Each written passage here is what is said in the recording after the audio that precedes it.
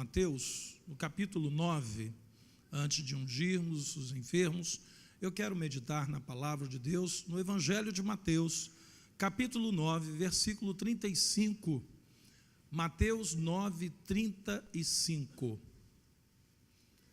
Isso é uma meditação que eu trouxe na quinta-feira passada, no culto de unção da tarde, mas muitos irmãos não podem estar à tarde. Eu queria que você tivesse a oportunidade de ouvir essa palavra, antes que você receba nessa noite a oração da fé, a imposição de mãos e a unção com óleo. A palavra de Deus diz assim: e percorria Jesus todas as cidades e povoados, ensinando nas sinagogas, pregando o evangelho do reino e curando toda sorte de doenças e enfermidades. Vendo ele as multidões, compadeceu-se delas, porque estavam aflitas e exaustas, como ovelhas que não têm pastor.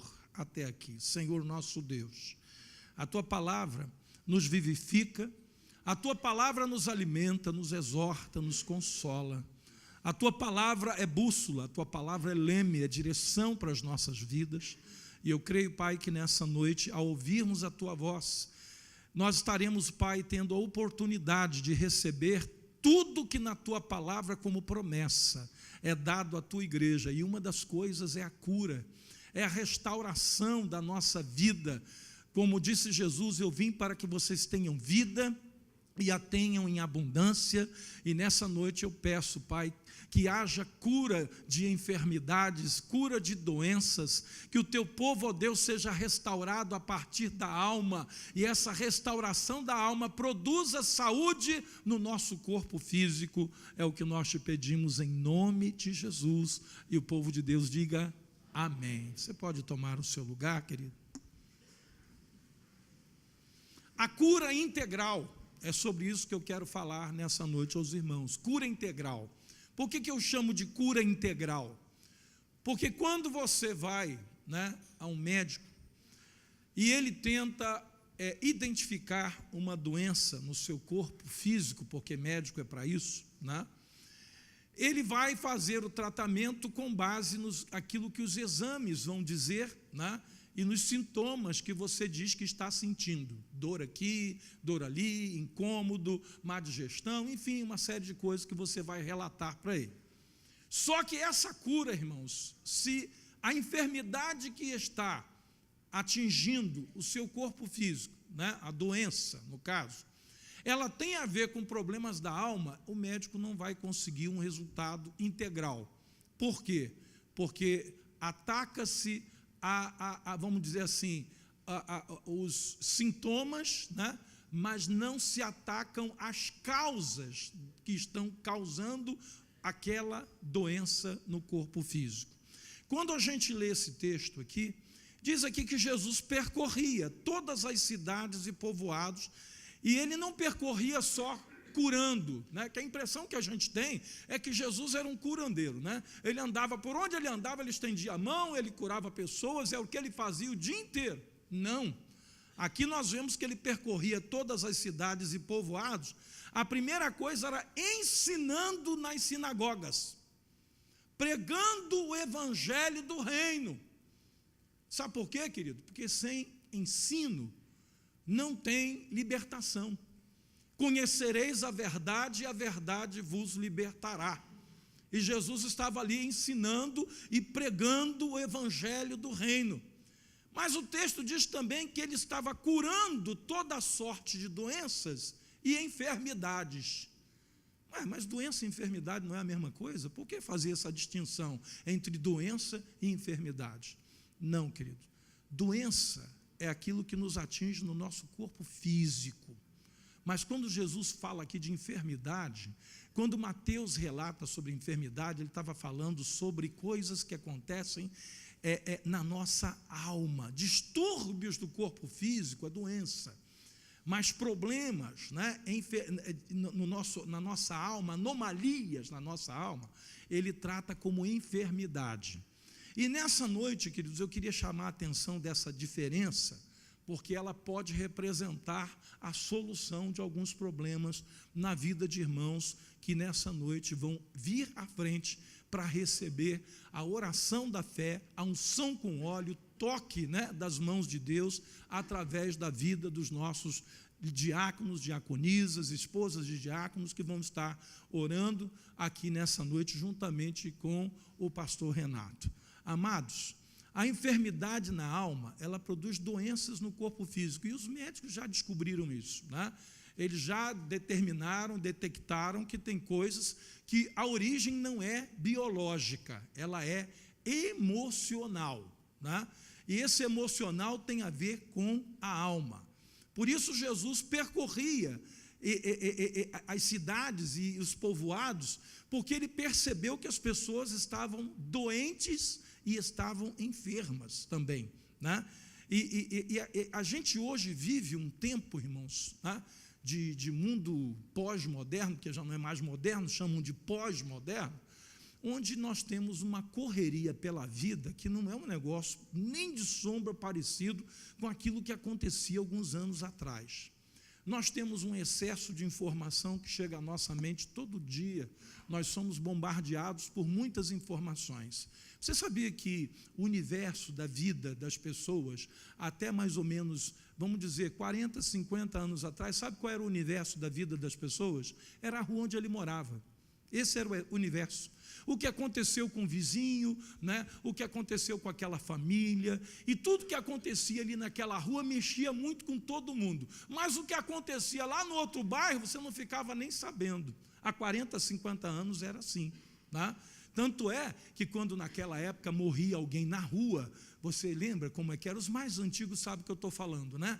Olha, não vamos fazer barulho em casa, não vamos colocar som alto nas vitrolas, porque na época chamava vitrola, né? Em respeito àquela família que perdeu o seu ente querido. Quem é mais antigo aqui lembra disso? Que era assim, né?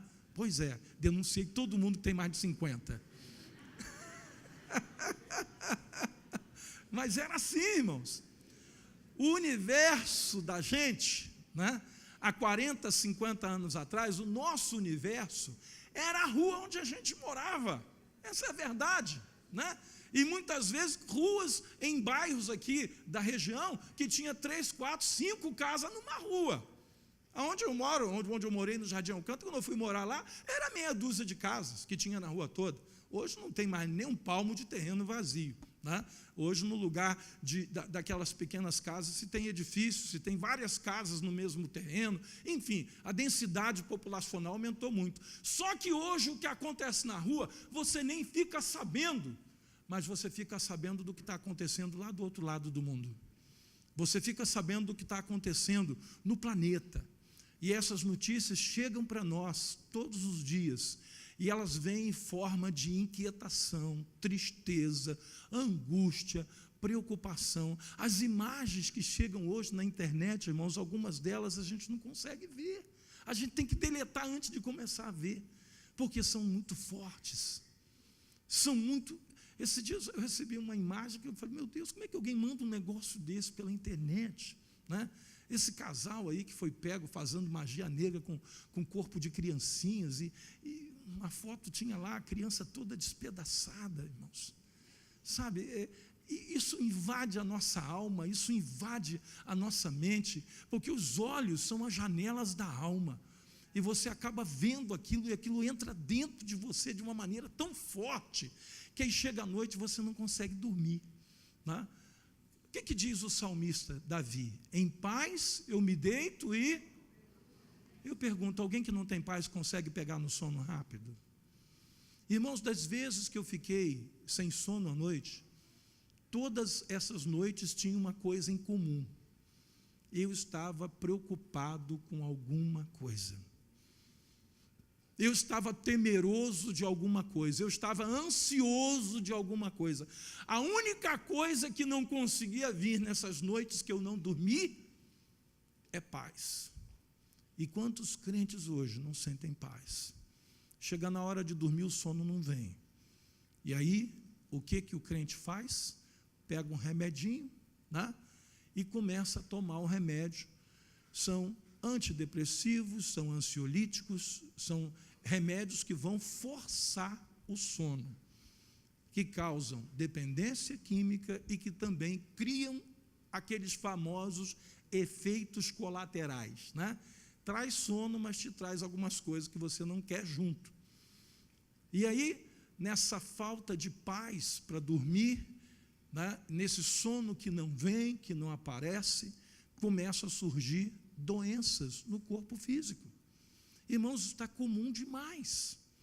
Mas eu digo a você, Jesus olhou para aquelas multidões, quando ele foi de cidade em cidade, de povoado em povoado, ele percebeu que aquelas pessoas estavam aflitas, exaustas, como ovelhas que não têm pastor.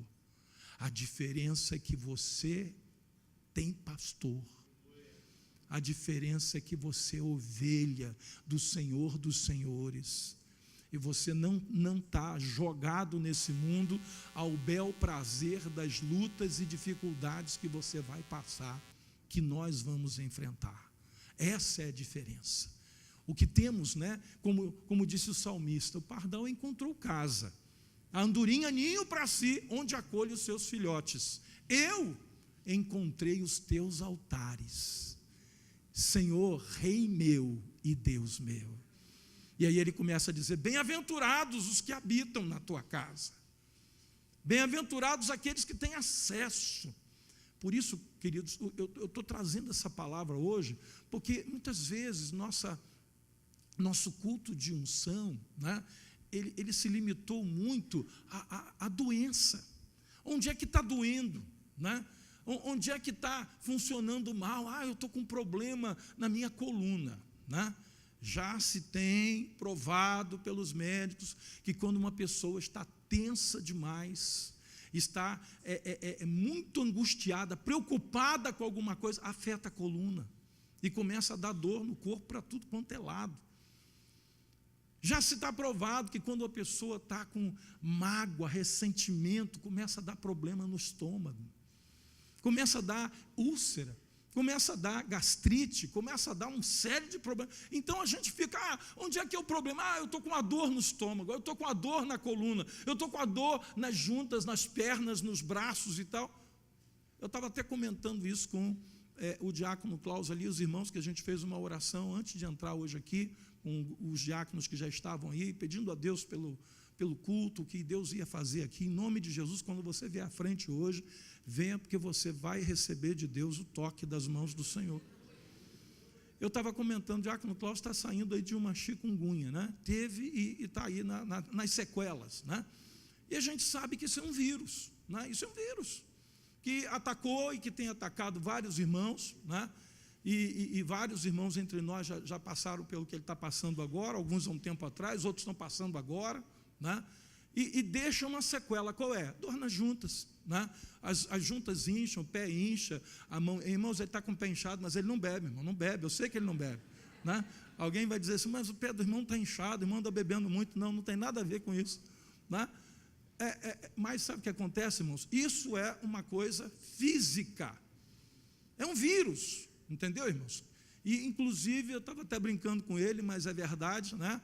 É um vírus que quando ataca os mais idosos sofrem mais do que os mais novos, porque os irmãos jovens, né, quando é atacado esse vírus, eles sofrem naqueles dias ali, depois ele não sente nada em junta, nem incha pé, nem faz nada, mas o pessoal que já passou, né, o DNA é mais antigo e tal, fica aí essa dor nas juntas, e pé e mão inchado e tal. Não é o caso dele, né, ele não tem tanta idade assim, cabelo branco é só onda, ele pinta, né?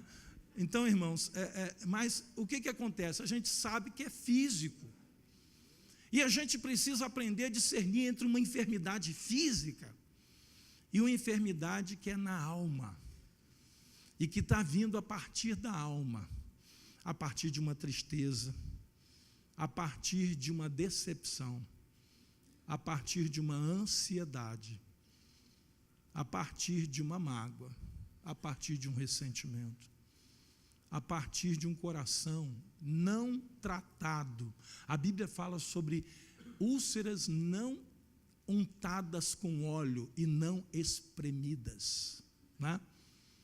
Quem aqui já teve um furúnculo, por exemplo, né? Qual é o tratamento? Você bota ali um tipo de pomada, né, que puxa, não é isso? Aí chama de vira-furo, né? Aí depois você espreme, sai aquilo tudo, no dia seguinte está sequinho, não tem mais nada.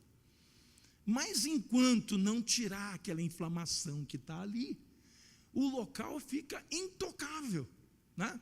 E não é um local perto, não, do lado, um pouquinho mais para lá e para cá, não pode botar o dedo, porque dói. Por quê? Porque está inflamado. E tem gente com a alma inflamada, não pode tocar. Às vezes você dá uma palavra a alguém durante o dia, uma palavra simples, comum, nada de normal, de anormal, né? Coisa do dia a dia, no trabalho. Você fala um negócio normal com a pessoa e ela vem com 4 pedras na mão. Você fala, meu Deus, o que houve? Por que essa pessoa está assim? Por que ela está tão, sabe, agressiva? Por que ela está assim, tão azeda, né? Tem gente que vive com tanto problema na alma, que se você amanhecer um dia lindo de sol, você dizer assim, o dia está lindo, maravilhoso, olha que sol lindo, a pessoa é capaz de dizer assim, há controvérsias. Irmãos, ela não consegue viver bem em paz com ninguém. E aí depois, doutor, eu estou com dor aqui, eu estou com dor ali, e não está funcionando bem o meu fígado, e não está funcionando bem isso, aquilo. Amados, enfermidades da alma, criando doenças no corpo físico. E Jesus disse, essa gente está aflita, essa gente parece que é ovelha sem pastor, por isso eles estão vivendo dessa maneira. Nós vamos nessa noite, queridos, orar, crendo que o nosso Deus, o mesmo que nos mandou, se está alguém entre vós enfermo, chame os presbíteros da igreja, unja com óleo, faça a oração da fé. É o que a palavra de Deus nos manda fazer, o que estamos fazendo hoje. Mas só que nós não podemos focar somente na doença, na dor, porque isso aí é o sintoma. Nós precisamos atacar a causa. E nessa noite, quando você vir à frente, eu já orientei, já conversei com os irmãos lá dentro, oramos por isso, né? Para que você tenha liberdade de dizer, olha, eu sei que eu estou com essa doença, mas eu também estou com a minha alma profundamente triste. Não precisa fazer um gabinete para explicar os detalhes, como é que foi, que fulano te fez isso, Beltrano. Não é isso, não é isso. Diga apenas, olha, eu estou entristecido com alguma coisa que aconteceu na minha vida, eu estou pedindo a Deus para tirar essa tristeza de dentro de mim. Olha, eu estou ansioso por alguma coisa que eu orei, tenho pedido a Deus, mas ainda não aconteceu, e eu não estou sabendo lidar com esse tempo de espera. Está criando ansiedade na minha vida. Fale sobre isso. Fale sobre essas coisas. Porque, juntamente com a doença, nessa noite nós vamos falar também, vamos clamar a Deus, vamos orar pela cura da alma. E aí você entende o que Tiago disse, que quando a gente confessa essas coisas, né, nós somos curados. Confessai os vossos pecados e orai uns pelos outros para serdes curados. Senão, irmãos, a gente vai ficar em cima do sintoma, e ora e não acontece. O que está acontecendo? O céu está de bronze? Não, o céu não está de bronze. Talvez o nosso coração sim esteja de bronze, mas os ouvidos do Senhor estão abertos para ouvir a oração que vai ser feita nesse lugar. Os olhos do Senhor estão sobre o seu povo, a Bíblia diz isso. Então, se Deus está vendo, se os ouvidos do Senhor estão abertos e a mão dele não está encolhida para que não nos possa tocar, por que está faltando? Está faltando a gente abrir o coração e dizer, Deus, toca na minha alma. E aí a gente entende o que João, na sua epístola universal, ele disse, eu faço votos pela vossa prosperidade, assim como é próspera a vossa alma. Sabe por quê? Porque prosperidade física, financeira, social, sem prosperidade da alma, é uma tragédia. Você quer acabar com a vida de alguém? Pega alguém que não tem prosperidade na alma e dá muito dinheiro para ele. Esse dinheiro que ele tem, essa posição social que ele tem, vai se transformar numa arma para a destruição da sua própria vida. Sabe por quê? Porque não tem prosperidade na alma. E a gente está cansado de ver, de pessoas que têm uma posição na sociedade elevada, que têm a sua parte financeira abastecida, com tudo o que precisa, e, no entanto, dá cabo da sua própria vida. E você diz assim, meu Deus, mas morando na casa onde mora, andando no carro que anda, tendo o salário que tem, né? A posição que ocupa na sociedade, como é que uma pessoa tira a própria vida? Ovelha, exausta, aflita, que não tem pastor. E isso, irmãos, essa palavra pastor, não é só o pastor humano, não. É o pastor das nossas almas. Sabe por quê? Porque tem pastor hoje dando cabo da sua própria vida. Ele também estava sem pastor. Hoje há um movimento no meio dos pastores, Brasil afora, mundo afora, chamado movimento de mentoreamento, mentoria. Pastores que estão vivendo sós, isolados, estão morrendo, estão se matando. Essa é a verdade. No mês agora de agosto, né, nós vamos fazer um congresso, a gente faz todo ano, o congresso de pastores e líderes da Nova Vida. Os líderes da igreja, os diáconos da igreja que quiserem participar, os pastores são convidados. E o que a gente faz nesses congressos? Pastoreamento, mentoreamento, aconselhamento, palavra de estímulo, de encorajamento, mas também de alerta, para que esses problemas não venham atingir a vida desses homens e mulheres de Deus. Graças a Deus não temos esse histórico de pessoas se matando, suicídio, na liderança da Nova Vida. Graças a Deus não temos. Mas estamos livres? Não, só se nós buscarmos a fonte certa. E é necessário que nós entendamos isso. Então, num culto como hoje, agora que nós temos essa oportunidade, você não vem à frente só por causa da doença. Não, se você está com alguma coisa atingindo a sua alma, esse culto é para você também.